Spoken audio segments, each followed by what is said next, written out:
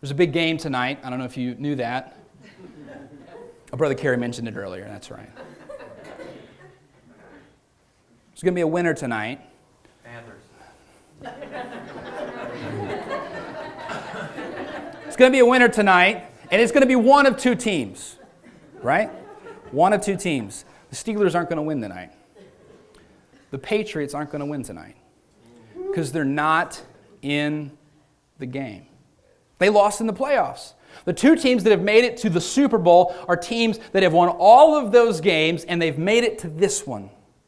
Friends, I want you to realize this morning that you cannot win, that you cannot love the church, that you cannot serve in the way that God called you to serve, and you cannot live the life that Paul commands us to live until you are in the game that is in Christ. But thankfully, you don't need to win to be in Christ. You don't have to make it through the gamut of the playoffs. You can be in Christ this morning.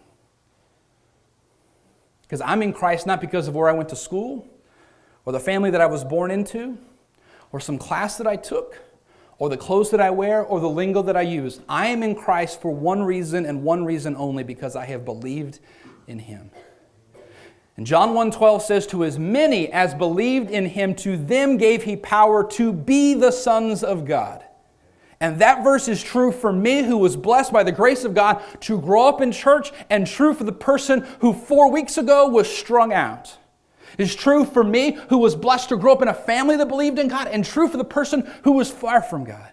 That passage that we read in Ephesians, he said, He has made both one. He's brought you both together in Christ. Those of you that were close, those of you that were religious and spiritual, and those of you that didn't know anything about God, the same thing brings you together: belief in Christ. What makes you a part of the church is not where you're from, not who you were born to, but do you believe in Christ?